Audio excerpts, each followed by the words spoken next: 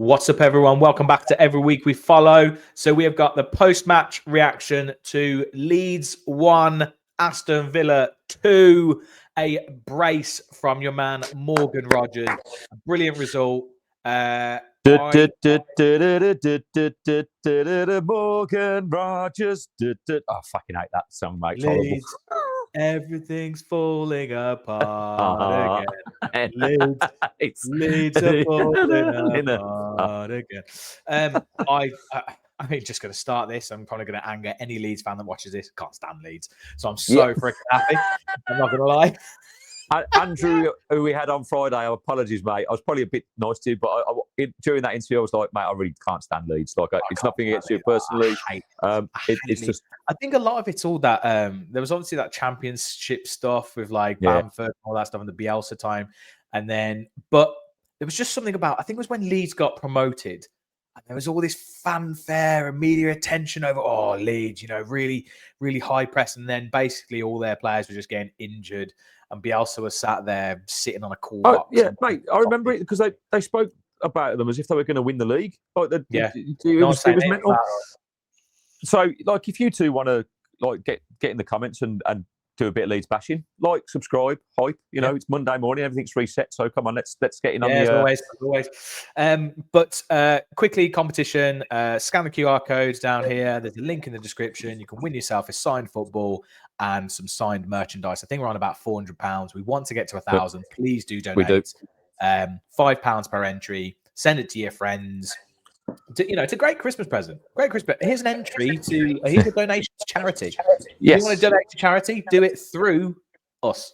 That's the idea. It's a great cause. Anyway, Gary, how are you doing, mate? Mate, after yesterday, I'm buzzing. We're fourth, right? Results all that matters. I have to say, I thought our performance overall yesterday was sloppy, particularly first half. We gave the ball away so many times, and I'm just looking through my TikTok live highlights, and there's a lot of me going, "Oh, for fuck's sake, stop giving the ball away!" Right? And they were all guilty of it, to be honest. It wasn't a moral performance. I guess the positives were Emery changed it at half time. Because I was saying at halftime, please don't get to 60 minutes and not do anything. Like, it's not working. We need to change it. And what a difference they made as well. Like, Marlon. The thing with Marlon is he a starter? Is he more impactful off the bench? Is he like the Duran conundrum before?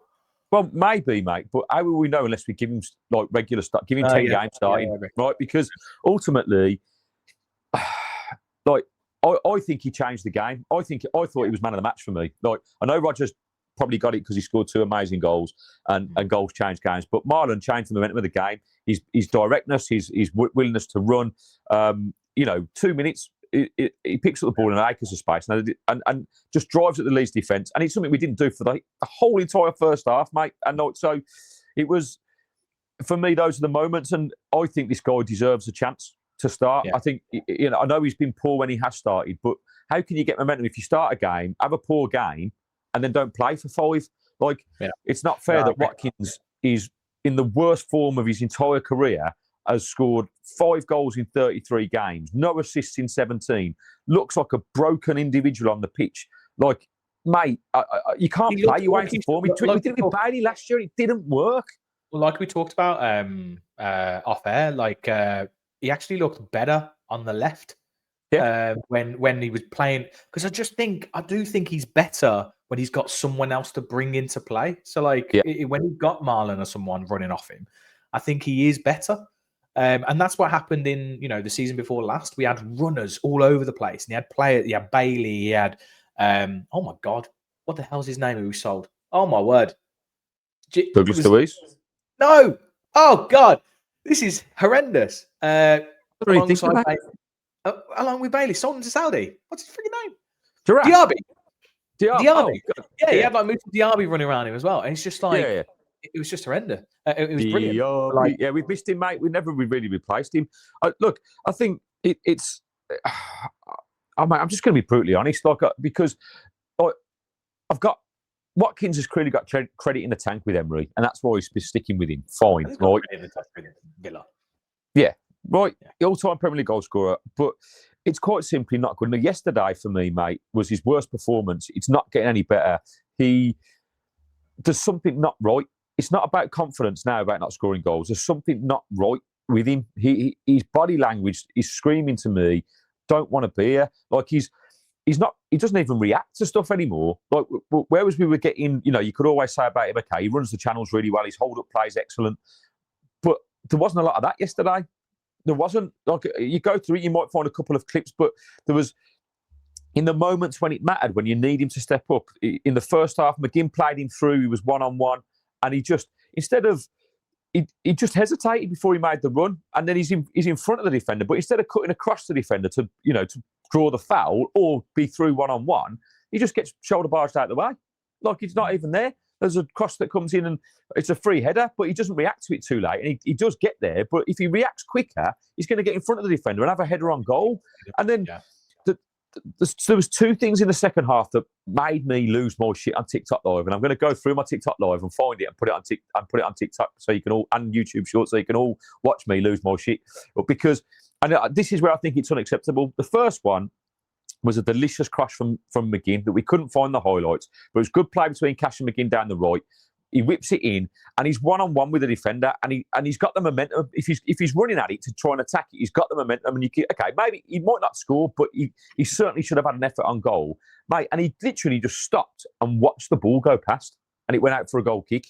And I just couldn't. Mate, I just lost it completely. I was like, fucking, what are you doing? That is fucking unacceptable. Like, even if you miss the ball attempting to play it, fine. But just to stand there and watch it. If you send me that, I'll put that on. I'll put that in the video now. Yeah, okay. Right. We'll come back. I'll find it and absolutely. Right. And then the last thing was just after Marlon had come on, and I think it was 1-1 at the time. There was a good bit of play down the left, and he got played through. I think it was by Tillemans, and he's one-on-one with the defender. Marlon fucking sets off down the middle, and he's completely unmarked. And all Watkins has to do is just curl the ball into him, right? And he just holds on to it, gets to the edge of the area. Everyone gets back. He cuts back inside, loses the ball. It's like he didn't even want to play the pass. Mate, it was so obvious. The pass was so obvious. You and I could have played it with our fucking eyes closed. Like, Watkins! Anyway. We're going to get onto some still images in a second, look at and break some of the things down. But you know what I blame it on? Go on. The claret kit. Oh, mate, you're clutching at straws there, aren't you? What is it with, no, not just for Watkins, but what is it about this claret kit? I feel like every time I see us playing this full claret kit, we're just off it. I don't know if it's something. You're right. It's the claret shorts, mate. It just sends him into a spiral. It's the claret kit, and it's that. I tell you what, that third kit as well. We usually play terribly in that as well. That blue one, like that. Well, I'm not being funny, mate. Why didn't we just wear a away kit? I don't know. Which is black. Yeah, I don't understand. I don't know. Yeah, black and white would have been the like version to do. Yin and yang. Anyway, you could tell the difference, mate. I don't know. Maybe the away kit was in the wash. Like, and it just wasn't ready in time. I don't want to go on too long about Watkins because I think it ruins the algorithm because everyone's talking about Watkins and no one's shut up about Watkins. I'm fed up. Until he goes, I'm not going to talk about him. Until he goes or scores, I ain't talking about him. Or dropped, scores, goes. Any of those three happen, I'll talk about Ollie Watkins. Until that point, I'm just like, he's just a bit shit. Yeah, he needs dropping now, though, for sure. He does. Right. So we've got a new way of doing this. I'm going to try and do this the best I can. So obviously this was their goal. The second this ball is hit, we'll come on to the whole offside malarkey in a second. I just can't be arsed with it. And if I'm honest, if goals are being disallowed for offsides like that, I'm just like, I don't want to watch this game. Like, it's just shocking. Yeah. It's terrible. But the thing that watching this back, and obviously it's hindsight, right? But pretty much goal side. Not goal side, but touch tight. Goal side, but I tell you who's not goal side. Yeah, and he obviously scored 2 goals, wonderful, like incredible finishes. But here, this is kind of criminal because literally, this was like 2 seconds after. It hasn't followed him at all. And you stop this. This is maybe he thinks it's going out, right?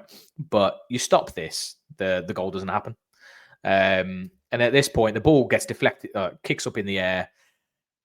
if I'm honest, like here's the ball. But if I'm honest, in this situation, you look at that still frame and you're like, Martinez is all day long. Mate, explain to me, right? I'm convinced that he must have watched the 2019 playoff final. Why is he jumping up like this to catch the ball? Yeah, I don't know. So I think people let us know what you think in the comments. Let us know what you think in the comments. Do you think it was a foul for starters? And two, if you do it, because do you think this is why he couldn't catch it now? Well, mate, if I'm honest, right, I don't think it's a foul. I know they usually give them, but I hate this bullshit narrative that if you touch the goalkeeper, it's a foul. It's bollocks. Exactly. You should be allowed to challenge them, and you know, he gets a little nudge, but that happens. It's not. It shouldn't be enough to knock him off balance. And that's wrong. That's poor goalkeeping, mate. It's poor goalkeeping. Not only that, right? Maybe Ollie's fucking. I know we don't want to talk about him. Maybe he was just switched off or whatever. Maybe he thinks he's going to catch it, but he's making no attempt to challenge. He's been out jumped by a country mile here. He's jumped. Ollie has not jumped. Ollie's tried to lean into him. Now, the thing with this is just like we said. I think whoever this is, I think it's what's his face who scored the goal. Actually, yeah, it was. He's leaning into Martinez, which is what's put him off balance. But I just don't think it's enough for it to be a foul. And I know some other like Villa YouTubers and stuff have been going. It's a VAR. Travesty, blah blah blah. I'm like, I don't think it is. Nah, mate. It needs to be strong. When I look at things like that, I go, just reverse the decision. If that was against us, you'd be fucking fuming. I'll be livid. But more annoyingly, is people then look at it. No one actually looks at the fact that Constant blasts it into their defender. So it's like it's an absolute calamity of errors. And unfortunately, I mean, also by the way, this looks painful, doesn't it? Oh, yeah. So Ollie did do his job, mate. He didn't jump and flipped him over upside down. He landed like a fucking pancake. Do you know what I mean? Like, it's just like, I thought he was dead. But it's a shame because, he hits it straight against, was it? I forgot his name who scored it. No one cares about Leeds scoring. Like, fucking doesn't matter. Anyway, hits it straight against him and it's 1-0. And that's, frustrating. But to be fair to Leeds, I would say it was with the flow of the game. And I actually think that they probably should have gone on and scored a second. I think we were quite lucky they didn't. First half, they were the better side. We were terrible. Like I said this on the pod on Friday. Like they're not a bad side at home. They just can't score goals. They create chances. I think isn't this their own? They only had before this. I think was it only one defeat in their last 17 at home or something like that. Yeah. So they're very good at Elland Road. And this year they're 10th in biggest chances created, mate, where we're 17th. Do you know what I mean? Like we're not creating as many chances. We're just being clinical in the chances that we get, which is what we did yesterday as well. And that no, you're right. Yeah, the difference is we've got a bit of quality in our team, and that's stepping up. We still need someone up front to if we're gonna. The debate is going. This is a massive victory for me because. Fundamentally after international breaks and European games, we always fucking lose. So I think it's, I'm going to go with a statement victory because, if we can beat Wolves next week, we go into that difficult run. This is the hardest of the three games we've got this week, right? Like we got this, Young Boys, and then we got Wolves. And the good thing about those two games, they're both at home. Yeah. Away games in the Premier League, doesn't matter who you're playing. Always. Yeah, tough games. And so Leeds were... I think unlucky not to come away with a point. I agree. Yeah, I mean, we'll obviously get to their disallowed goal as well, which was a disallowed goal, but it comes off any other part of him. It could have been quite easy. We scored two very good goals, but after that, we didn't really have the momentum. In fact, he took Watkins off, and it kind of changed the balance with bringing Sancho on. Sancho frustrated me as well because he came on and he bottled two challenges he bottled. The ball's coming towards him, and he bottled it. Ollie was doing the same thing. So it was like, fucking hell, they're literally what they do, chatting to each other. Like, they don't want to play. Like, what's going on? Right? And we were on the back foot. It was like we were hanging on. I thought Leeds had the better of the play in the last 5-10 minutes. They were kind of we had a couple of breakaways. Obviously with the level we're at, but like the home team should be what the home team are doing. We're looking to try and see the game out. And I think, that goal that was disallowed probably also got them a little bit more motivated, felt a bit unjust. They were like pushing as well. I actually think if that goal had counted, I actually think they probably would have gone on to win it, if I'm honest. Maybe. Goals change games ultimately, don't they? So yeah, it's all hypotheticals. So on to this, your next rant. So first off, We talked about this stuff off air, but I'm going to repeat it. Oh, yeah, please do, Why 'cause are that the was between lines you. so thick? Why are the lines so thick? Just make it a nice white thin line, and then it's like really accurate. For starters, it's the same color as these lines over here, which makes it actually quite hard to like understand what the fuck's going on. I mean, Yeah. this looks like part of the pitch, but then you read the rules, right? Here we go, mate. Now, just quickly on this thickness line. So here, right on the edge here, I'm assuming that's where they're going to because that's where his toe is. Yeah. And I assume that that's where this comes down to here. Now, So they're saying his elbow. I thought the rule was the t-shirt line. Now, whether they've changed that, I don't know. But you've got the rule written there. Right. Now, just to say, I also don't agree and don't think that goals should be called off for this kind of offside. It's ridiculous.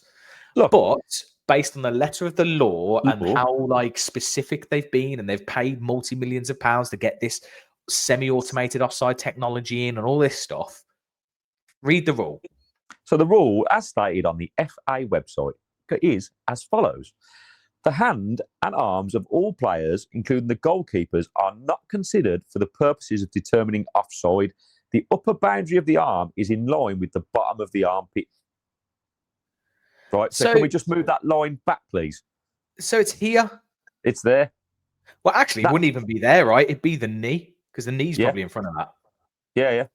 So either offside. So I don't know if anyone has got refereeing qualifications or something. Like, let us know in the comments. Is it the t-shirt line? I always thought it was the t-shirt line. Now, the thing I've always had with the t-shirt line is if you score with here, that's been given handball. There's no way someone's not given that. So, like we've said, you should just be able to score with your shoulder. So that's why it's here. Yeah. So, I mean, it's a moot point. It's a moot point anyway because we won the game. Yes. But like, it's just I'm fed up of VAR controversy. I actually feel like this season, it's been a lot less. Like I haven't seen in our games anyway. There hasn't been quite as much this VAR crap. But mate, you have to say that in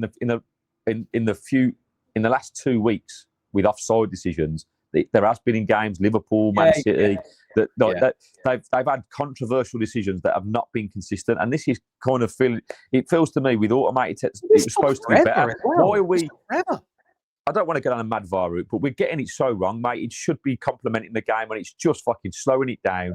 This took about fucking 4 minutes to sort out at the end of the first half. It was ridiculous. It's just it's frustrating because that if you're calling that offside, but then by the letter of the law it's not offside, right? What are we doing? Either it's a rule and it's the armpit, or it's like two guys in a studio just fucking making it up. Like, oh, actually, like that, or are they a bit confused? Do they think that's his armpit? Yeah, we're drawing it from his armpit. No, that's his elbow. Maybe they need to go back to school and fucking complete biology lessons rather than fucking. Like I said, it goes up to here on his arm, and it's this bit. It's the t-shirt line, which is why I think they're looking for the t-shirt line. But I don't know, mate. But I want to move on. So, mate, are they getting their rules from social media like us, where we go, oh, it's a t-shirt line, but actually, what's written in fucking black and white, the train that you have that's literally on your official website that you're supposed to follow the guidelines, right? You're not even. It just shows they don't know the rules. Yeah. Because last season, I'm sure it was t-shirt line. I'm positive of it. But anyway, we move on. To nicer things. Nicer things, right? So what I love about this is this is a prime example of two things for me. One is how Matty Cash is now finally getting into a position where he can actually affect the game. He's not here. We were talking off air, then we were saying that these two would have actually been swapped previously, or Cash would have probably been about here. The ball would have gone out to him. He would have then picked up the ball, come inside, probably played it back to Kamara or Konsa or whoever. McGinn would have tried to make a run out here. It wouldn't have mattered. Whereas here, this is a great position to be in. The other thing that I like is just players getting in the box. Yeah, like actually, like we've got Morgan, we've got options here. So we've got Marlon, we've got the ball coming straight across to Watkins. We've got a ball back to Rodgers, who I think kind of ultimately there. I know their midfielders almost back, but you've got 3 against 3 there. That's what you've got, and that's the position you want to be in. Yeah, exactly. And obviously plays to Marlon, which, by the way, how you can leave this player Yeah. this amount of space here. Like all he's It's got to poor do is just defending. run. He can just run straight to the byline. Like and he's so quick. He picks up the ball and he's just so direct. He knows exactly what he's going to do. And it's actually it's a really good ball to cross. And what a finish that is, mate. Mate, it's not a bad finish considering that guy's trying to, I don't know, does he fancy Morgan Rogers? GP8, Is he thinking, can I have your shirt? Let's have a hug. I think you're amazing. Oh. I am. Watch this. Oh, cold. Cold. Right. I mean, there was two things about that goal for me, mate. One, Matty Cash. I think, again, another solid performance from him yesterday. You know, he's just going from strength to strength, really. These two at the minute, confidence is just like flying. And what I love about this goal the most is, like, and again, it's difficult not to compare because they're different players between Marlon and Watkins, but just how direct he is.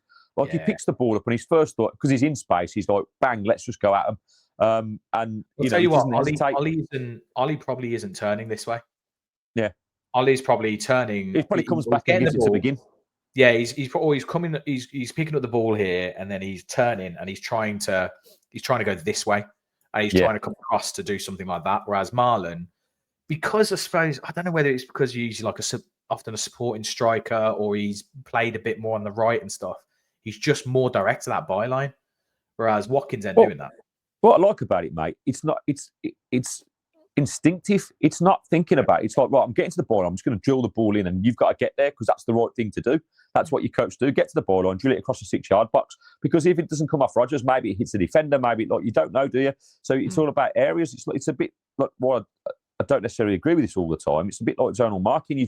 There's areas in the pitch where the ball needs to go, and you have to just be there. And that's what worked. And it was just so direct. And in the timing of the goal was just brilliant. Like, it's 2 minutes into the second half. Do you know what I mean? It changed the game. It basically is like it was 1-1 at half time, right? Like, because that's exactly what we needed, was an early goal, something to quieten the crowd down, get us going, and just mate. Because at half time, mate, Leeds must have. It is. How's he? I don't even understand. Looking at that, I still don't understand how he's done it. Mate, it's incredible. It is. The more you see it, the better it is, because it's just a little death flick to the outside of it. Because at first, when in real time, I thought it was known goal. I thought it was across. I thought it deflected off a defender, and it wasn't until in the millisecond it took for me to see Rogers peeling off and running away to the crowd. Fucking hell, I know Rogers has got a nick on that, and then you see it's excellent. It really is, because it's like you say. If you go back to that first image, look where he is, right? So that's where he's starting. And he's basically muscles himself in. And that's the Rodgers of last year, right? The strength, the power to get in front of the defender and finish. And this is what, again, I know this is what Watkins didn't do yesterday. And I had the chance to do this, to get across the defender, get in front and create their opportunity. And the first time we do it, in the second half, we score a goal. Like, it's not rocket science. Football very rarely is. Yeah, exactly. And then obviously this is the second goal. So your favorite man gets some plaudits here from Morgan Rogers. He runs, runs half the pitch to go celebrate with Austin McPhee, sat there in his crutches with his little boot up. And he had his little iPad, and I'm convinced at this point it was a drone controller, mate. There was a drone inside that ball, because there's no way on God's green earth that Morgan Rogers should be able to score for that free kick from there. It's 19 yards out, right? It's a FIFA goal. And I know the knuckle ball's the way to strike it, but how the fuck has he got it up and down over the wall to where it hits the net? It's like it's not even in the roof of the net. It's like it's in the middle of the goal. Like, it's incredible, honestly. So but I'm thinking what I really liked about this was two things. One is, I don't know whether we'd been practicing this stuff from this kind of range, right? Like, I mean, I guess they do, right? Because I think Austin McPhee goes into a lot of detail, much like Emery does with his set piece. And it's lovely, by the way, to score 2 direct free kicks in the space of 2 games. Like, it's just wonderful. Like, I love a free kick goal. It's so good. Well, they practically dried up in the Premier League, and they were setting the tone. Don't get them, do you? I mean, we now seem to be shooting from all over the place. But here, it's the disguise from Marlon and Sancho, because Marlon's making a run in here. Sancho's making a run in here. You're thinking he's gonna whip that just clip it in. Like, just float it in. So the keeper doesn't move, but no, he just bangs it straight into the net. And like I said off air, like he was about here. Yeah. So it's not like he's put it in the top corner. And I think No. you said you're expecting the only way you're going to get this in is by curling it round there. That, right? And the way Rodgers is running up to the ball, he's not doing that. So I think the keeper's sitting there going, "Oh well, he's just going to place this over here." No, mate, I implore you all who are watching to watch this over and over again, because the technique is outrageous. Like, it's a side foot knuckleball. So the way he hits it, like, to get that amount of topspin, like, it's just impressive. So to do that, right, you have to plant your foot before the ball, right, and so your foot's coming up as you're hitting it, right. So to give it that. Yeah, well, no, it's like a stab motion, right? But you with a side foot. If you were here, mate, I was going to get you to try and recreate it in the garden. Have you got a goal, mate? I'd love to give that a go. I haven't got a goal. I've got a shed. You could do it at the shed. Mate, that's it. This needs to pay so we can get a full size goal, because that's a fucking thing, right? Every Monday we try and reenact the goals. There is a goal, like, literally, there's a park about 20 seconds walk. It's got full size goals and everything there. We could go up there. We could do some, like, you could talk about, mate, this would be brilliant. You could talk about like hitting the ball, analyze these free kicks, try and recreate it, mate. I mean, either way, we'll have some great outtakes of me missing, like, from playing. I just need a net. So I'm not walking after the ball for like about half an hour. Well, it depends how big your frame of goal. But I've got a net I bought for Ava, and it's too small for the goals at Roy, because they're big framed. They're like big fucking chunky things, so it doesn't quite fit round it. But for a normal thin part goal, it would fit. I'll have a look when the next goal. Anyway, it's a wonderful hit. So when a knuckleball, you're hitting the valve, aren't you? Is that right? Well, I mean, you are, but it doesn't really matter, mate. The technique's the same. But if you watch it, as he cuts across, it's the inside of it's a side foot knuckleball, so he kind of hits. It's across it like that. So it's just like, it's the same sort of motion, but it's just fucking brilliant, because ultimately, like, it's the only way you get that dip. But I don't know, should the Leeds wall be jumping and blocking it? A couple of Leeds fans on Finalysis were saying, why aren't they jumping? But I just thought it was just fucking too good, mate, if I'm honest. I don't think anyone's expecting him. That's the key, right? If I'm a saying. Leeds player, even me, when I was watching it live, mate, I thought there's no way he's scoring from there. In fact, in the lead up to this free kick, when Barkley won it and got taken, I was frustrated because I thought, fuck, he'd have been through like one-on-one there. And and then looking at where he was, I thought, it's just, that's too difficult. It is like, ask anybody, like, you're a yard to get it over the wall. Like, say, the only way he does that is curling it round. So I just didn't see it coming. Like, it was just a brilliant finish, mate. And that is the difference, really. Ultimately, our subs made the difference. Marlon, I thought Marlon, Matson were the two main ones. But it enabled our little bit of quality to shine through, ultimately, which Leeds didn't have. And we weren't great like yesterday. Marlon assisted that first goal. Barkley won the free kick. So they're the two things that made the difference. But the thing that I love about the whole thing. Now you need to go back and watch it. I can't get footage because we'll get. So just so people are aware, if anyone's got to this far in the video, we've had a copyright strike from that previous one that we tried to appeal. So we're just not doing moving images now because it's just not worth the Premier League. You suck ass, man. I'm sorry, it's just not worth it. But so we're going to do it with stills like this. This is working quite well, to be fair. But then is Marlon here? He's literally running away with absolute pure joy, like a kid in a school running around playing games. He's like,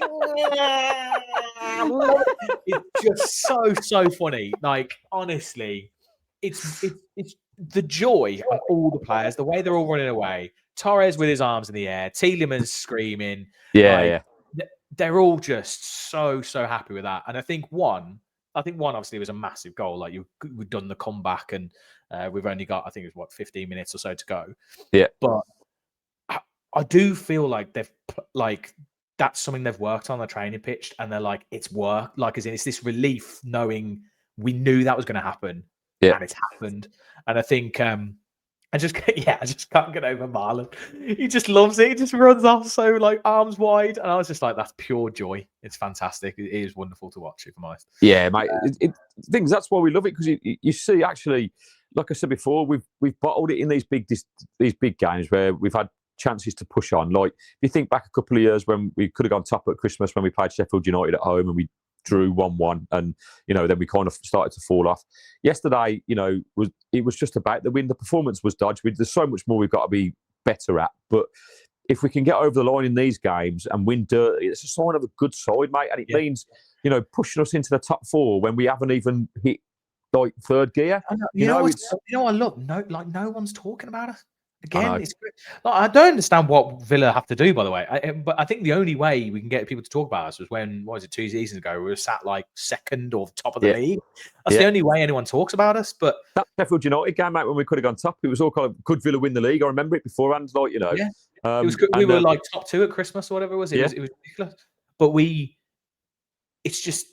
Yeah, I just loved it, mate. It was so wonderful, and I was just celebrating with Emery, and he was like, "Yeah," and they were oh, mate. What are we? 8 points off the top. All right, Arsenal have a wobble, mate. We're coming through. Let's fuck it. Mate, I just that top 4. Honestly, the teams around us, everyone's so inconsistent. And it's why Emery's always talked about a consistency and playing progressively getting better, and trying to play. What is it? The mentality. I can't remember what he says. It's always like this consistency thing, and it just shows if we can do that, because those around us are scrambling and dropping points and doing all sorts, and we're just slowly creeping through. It's like in cars, in like Lee McQueen, there's that massive pile up, and he's climbing through.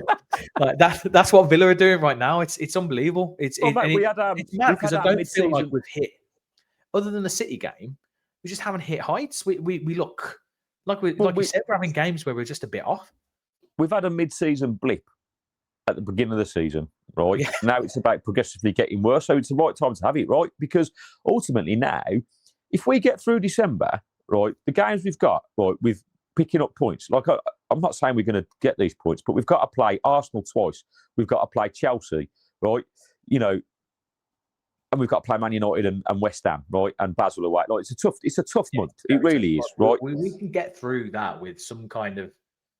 But now this is where they get the false hope, because I didn't expect to get 12 points from 15 out of Spurs, City, Liverpool, Bournemouth, and Leeds. Like I just didn't see. 9 would have been a good return, mate. So to get 12 points out of those, like I believe on our day we can beat anyone. That team's good enough. We've been saying that for years. We've saying that for years, though, haven't we?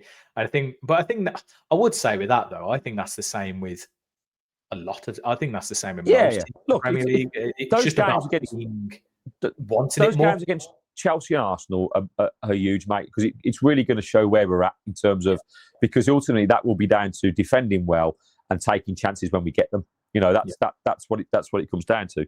But like you say, the games at home, I fancy us. Do you know what I mean? Fancy us any game at home. I fancy us, if I'm honest. And then this one isn't controversial, if I'm honest. It's pretty clear cut, but Torres frustratingly keeping Daniel James on side here. Yeah. And I mean, it's a very simple ball, isn't it? Like, I was watching this going, is anyone... It was too easy, mate. It was too easy. Is anyone going to pick him up here? Because Matsson's on his heels. Torres is too deep. He's not got any pace. None. I mean, none whatsoever. They've got their pick here, right? Like, they could literally play it here. They could play it here. It doesn't... Either of them, if I'm honest. And Daniel James gets in. I tell you what, if he actually plays the ball better, Calvert-Lewin has got a tap in, just not in his hand, would probably be the way that he should do it. But how has Torres gone from being so far back compared to everyone else? And also, he knows this ball's coming. He's looking at that. He can see Daniel James there. He can see the ball. He knows this is coming. He's gone from there to being... He's literally moved 5 yards, mate, and he's miles behind.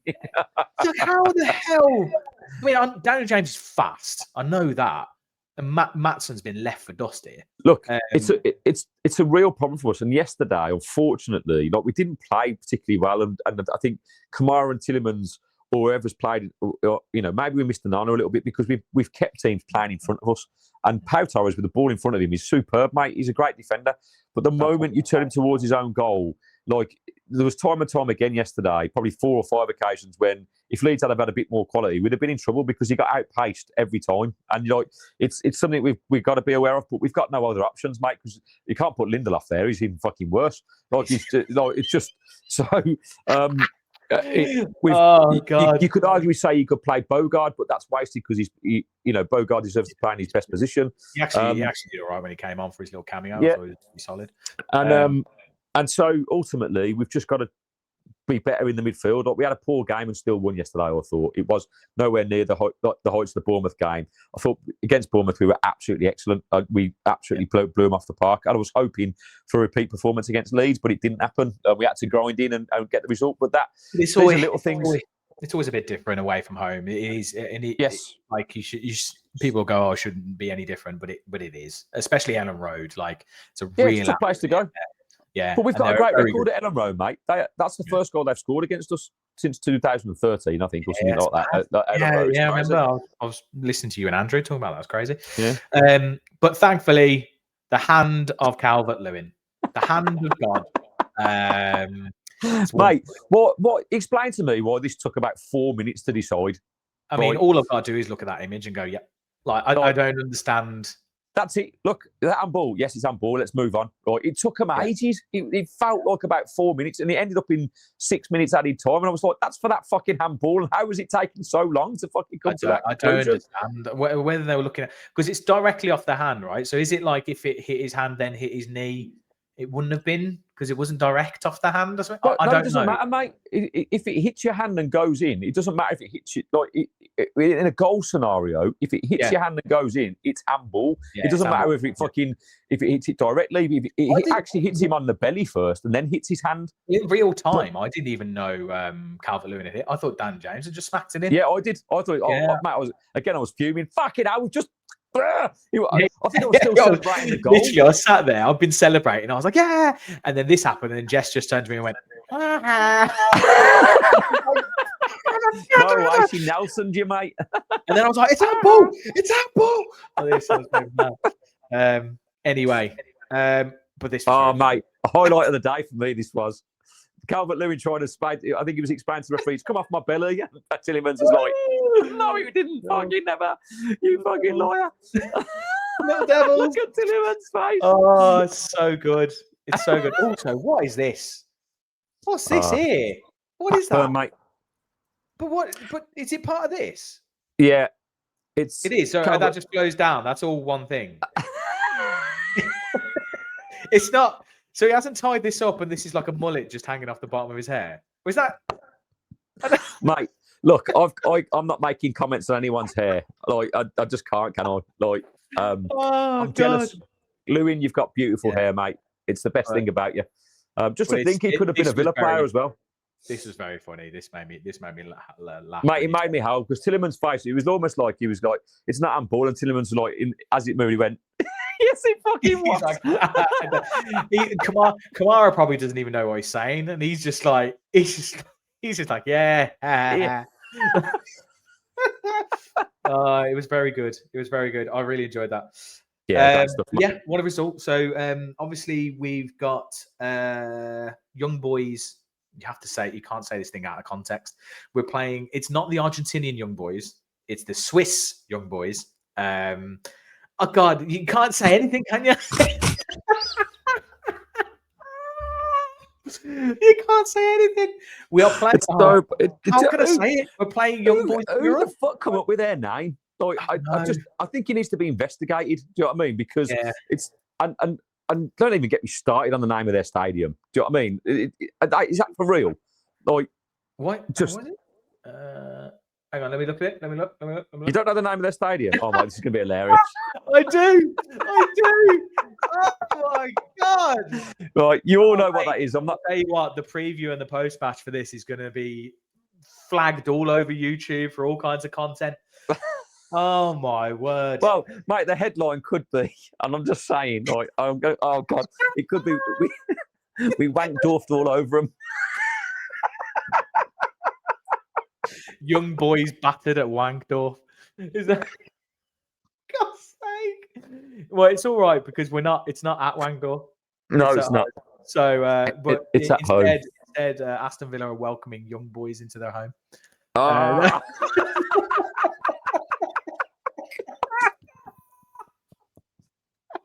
Oh, it's so bad.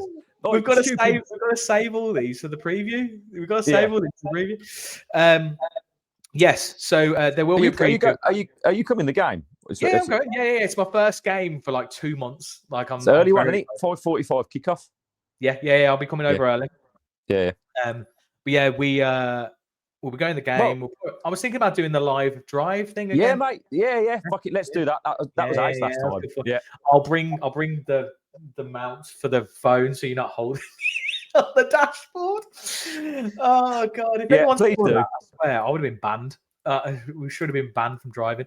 But yeah, I think we'll do that. And apologies to Carl at the Villa, and apologies for everyone. I've been very, very lax on every week we predict. Yeah, man. I got all the stick on TikTok live yesterday. Like going, sorry. I said, mate, he's been in Portugal. He's a fucking nightmare. I'm sorry. And he was like, I've got the score right. And then you messaged me and went, I haven't done it. And I was like, oh, fuck's sake. So I need, what I'm going to do is I'm going to put up basically all the rest of the fixtures for the season manually. But the problem is then I have to also go back in and make sure I tweak them in case there's kickoff changes and all this kind of stuff. So I have to make sure I keep on top of it. But yes, I will go on there. And I don't know whether to give Carl the 3 points or whether to be like it's an even and no one gets anything for that game. Because otherwise, we don't know if anyone else would have predicted we would have predicted 2-1 because I think we said 2-1. We said 2-1. I'm kind of sitting there I'm kind of sitting there going, just don't give anyone anything. Well, what if that 3 points is the difference between winning and losing, though, mate? And Cole got it. We'll approach that at the end of the season, and we'll make a decision at that point. We could just bear in mind and know that Carl might have had an additional 3 points. That's how I'm thinking I'm going to handle it. Let us know in the comments if you're here for 42 minutes and you're doing every week we predict. Let us know what you'd like us to do. Like, should we give them the 3 points? Should we not give them the 3 points? Should we give everyone 3 points? But that's the same as not doing any 3 points. So it's my bad. I was meant to put the fixture up last week and I didn't. Yeah, help us out. Cole will be obviously voting, give me the 3 points. Of course you will. Of course you will. Anyway, but I think note it down, wait to the end of the season. If it's a bit dubious in there, then we'll work out what to do. But if it's not, then it shouldn't matter. Right. Anything else, Gaz? No, mate, other than the fact that we're fourth in the Premier League, mate. Yeah, what the hell? Like, it's not like goal difference. We're a point clear. Point clear. And if you look at those teams below us and you looked at the start of our season, my only criticism is, mate, at the moment is Emery's inability to change things. He's so stubborn. Like, if you think back to that Liverpool game, if you'd have changed the way we played slightly and gone long and hit long balls into them, they've struggled with it all season and just played a low block against them rather than trying to play through them and allow them to press us so high up the pitch. I think that was a bit naive. And actually, Liverpool are poor. We'd be second now. We'd have 24 points. That game was there to be won. I know it's all this buts and maybes, but what's frustrating about that Liverpool game is that they've lost 6 in their last 7, and we're that one. Yeah, it's quite frustrating. Yeah, and I don't want to get to the end of the season and have too many memories of what if we'd have done this. And it's the same with the Wolves game coming up. We should win this quite comfortably, but in terms of new manager bounce and all that kind of stuff, you just don't know with it being a derby as well. But these are the games coming up. Obviously, we've got Man U are actually playing. Are they playing tonight? I think. Yeah, they got Everton. Yeah, so Man U have got Everton tonight. Come on, Everton. Yeah.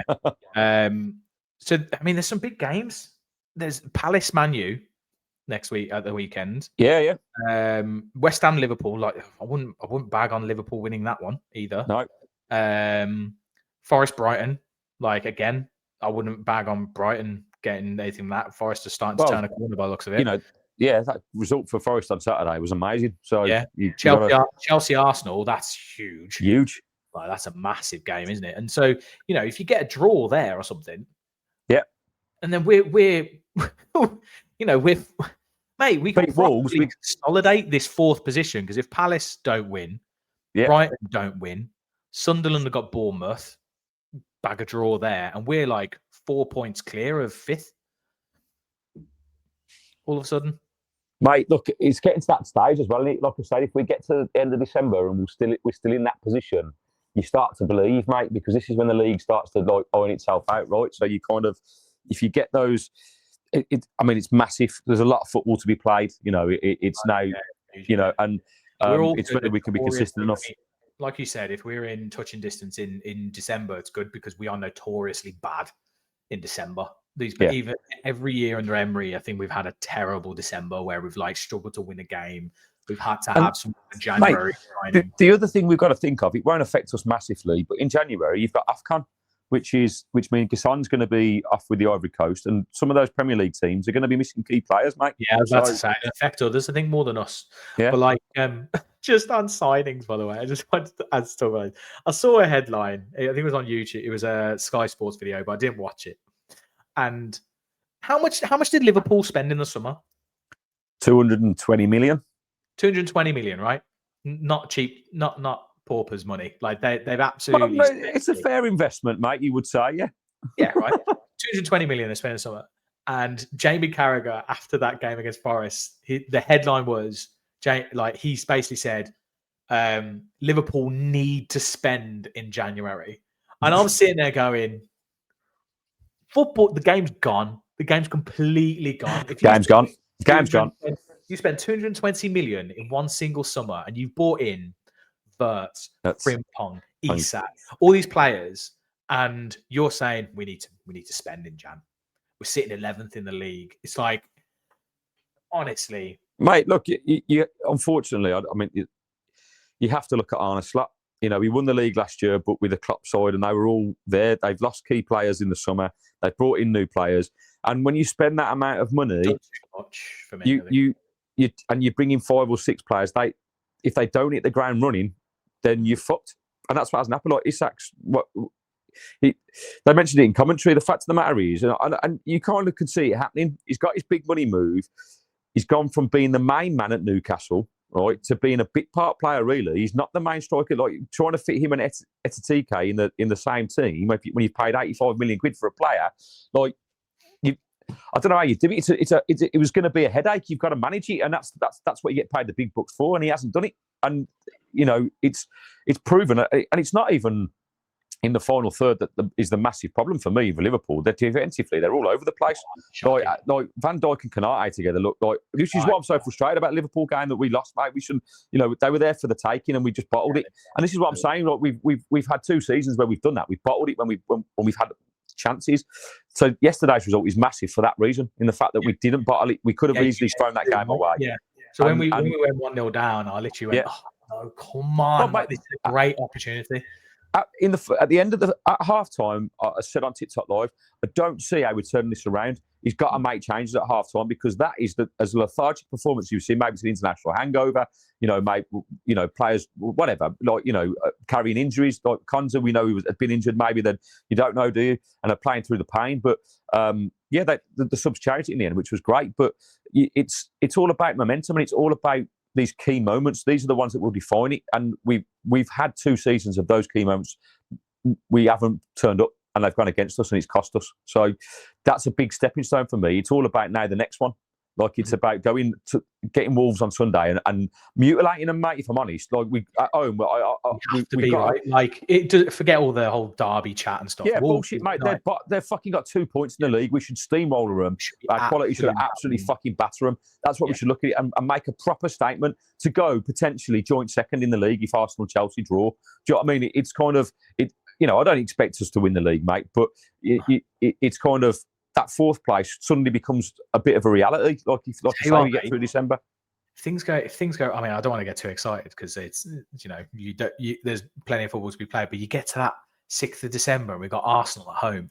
Yeah. And you're kind of sitting there going, mate, they maybe fucking hate you into Villa Park. if we're in a position to like level them on points at the top of the league or something, go, oh God, what's going on?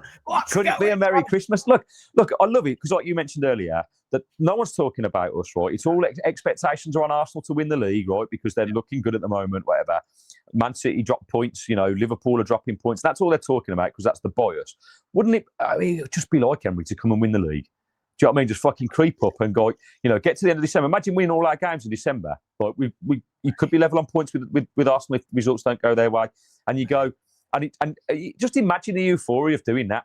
No talk, no fucking mention of it. Just like, all right, it's Arsenal's day. And Arsenal fucking dropping it again and losing the league. Like when they're Arsenal look incredible though. Like did they? Yeah, they do, mate. Spurs were terrible yesterday, but like they. No, Arsenal have been a good side for the last 3 seasons, mate. But no Saliba. I think but Spurs were terrible yesterday. They didn't go at them at all. They just tried to sit back and defend, right? And they didn't do it very well. If you're going to do that, you've got to do it fucking well. Everyone's got to do it, right? Spurs were terrible. But I don't think Arsenal are invincible, mate. I don't think they're. I'm not looking at them. I don't look at them. They're very good. I don't look at them and go, this is a Pep side that's dominating and going to win everything, or a Liverpool side that are just a steamrolling it. They are a very good team that are going to be very difficult to beat. And if they carry on doing what they're doing, should win the league. But at the same time, they have weaknesses. They are gettable. And I think at Villa Park, we've got a great chance against them. They've struggled against us in current last few seasons at Villa Park. Right? So we've got fuck all to fear. It's all the pressure's on them now because now they've got a 7-point lead over us, or an 8-point lead. What a headline that would be in this December? They're 8 points ahead of us. Come the end of the season, we fucking beat them. Look. I think we've jumped a little bit far every year. Dream world, not delusional. I get it. Get all the comments, get all the hate, right? But fuck it, why not? This. We draw against Young Boys, lose to Wolves, and we're like, oh. The thing is, mate, Emery makes me believe. I genuinely believe in Unai Emery. I think. We're the only club that's ever backed him, and I think this guy has got the minerals to win trophies, whether that be European competitions, league titles, FA Cups. I think he's got the minerals, but he has not had been able to get the players necessarily that he's wanted from day one. It's taken time, and I promise you, give this guy 2-3 more transfer windows where our financial situation's better and he starts bringing in better quality players. I believe we can be competing at the top, mate. I do. I sincerely believe that. And people can come up with all they want, but prove me wrong because he's got a record from it. And I think he's never been backed the way he's been backed at the Villa. And I think he's got the minerals to mix it with the big boys. That's my opinion. That's my final thought, mate. There you go. Lovely. Right. Do you want to sing us out there, mate? Yes, mate. As always, top 4, mate. 3 points in the bag at Elland Road. No problems. Every week we follow the boys in claret and blue. See ya. Peace, people.